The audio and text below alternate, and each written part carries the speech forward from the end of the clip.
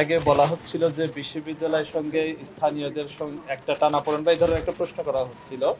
তা আমি মনে করি বিশ্ববিদ্যালয় প্রশাসনের সঙ্গে স্থানীয় যারা আছেন তাদের সঙ্গে কোনো রকম কোনো গ্যাপ নাই, এটা নিশ্চিত। আমি আবার মানে রিফার্ম করি যে তাদের সঙ্গে কোনো রকম কোনো গ্যাপ নাই।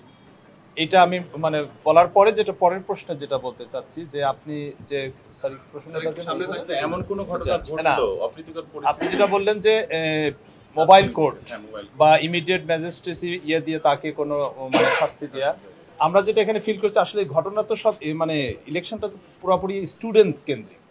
এই স্টুডেন্টদেরকে যদি কেউ অপরাধ করে থাকে নির্বাচন কমিশন তো তাদেরকে শাস্তি দিতে পারে, অথবা আমরা বিশ্ববিদ্যালয়ের প্রশাসন তো কোড অফ কন্ডাক্টের ভিত্তিতে তাদেরকে আমরা শাস্তি দিতে পারি।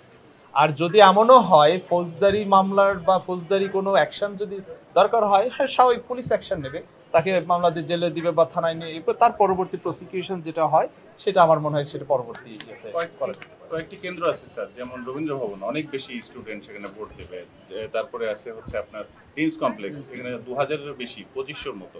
এই কেন্দ্রগুলোতে অতিরিক্ত কোনো বাহিনী মোতায়েন থাকবে বা আপনাদের নিরাপত্তা ব্যবস্থা কেমন?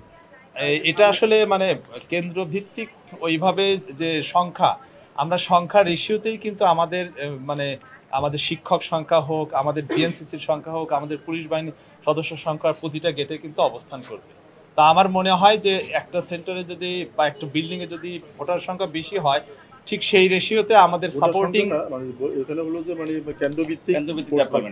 কেন্দ্রভিত্তিক যেটা হচ্ছে সঙ্গে সঙ্গে আমরা আমাদের সংখ্যাটাও সেখানে বেড়ে যাচ্ছে। তো আমার মনে হয় যে ভোটার সংখ্যা বাড়লেও যে খুব অসুবিধা হবে সেটা নয়, আমাদের সেটা সামাল দেওয়া বলি বা তাদেরকে ম্যানেজ করার জন্য আমাদেরও ফোর্স বা আমাদের মানে জনবল বেশি থাকবে ইনশাআল্লাহ। গত রাতে দুটো হলে তল্লাশি করা হয়েছে, জি মানে এটার উদ্দেশ্য বা কি ছিল বা এটা চলমান থাকবে কিনা? এটা আসলে আমরা রাকসুকে অত্যন্ত সুন্দর সুস্থ পরিবেশে আমরা অনুষ্ঠিত হতে দেখতে চাই। এটা শিক্ষার্থীরা চায়, আপনারা চান, আমরা সবাই চাই। তার প্রেক্ষিতে আসলে ক্যাম্পাস নিরাপদ থাকতে হবে, সেই ক্যাম্পাস নিরাপদ হলগুলোতে একটা পার্ট, সেই হিসেবে হলও যেন পরিচ্ছন্ন থাকে, কোনো বহিরাগত না থাকে, কোনো স্ট্রেঞ্জার্স না থাকে।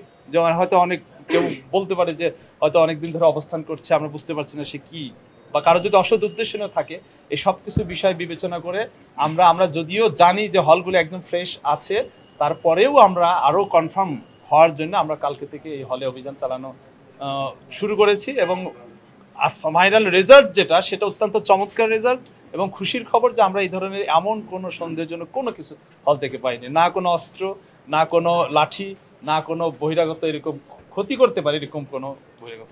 একটা ব্যাপার, বিশ্ববিদ্যালয়ে যতগুলো গেট আছে গেটগুলো ঢোকা বের হওয়ার সিস্টেমটা কি থাকবে এবং কোথায় কি ধরনের মানে তারা কোন দিক দিয়ে বেরোবেই বা কোন দিক দিয়ে?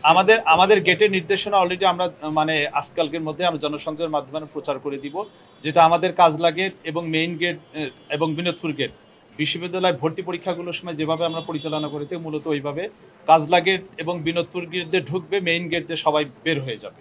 ঠিক তেমনই পেছনে যদি উত্তর দিকে চিন্তা করি আমরা বুধপাড়া গেট এবং চারুকলা গেট দিয়ে ঢুকবে, স্টেশন বাজারের গেট দিয়ে সবাই বের হয়ে যাবে। আমরা ম্যাপটা দিয়ে দিব সবাইকে।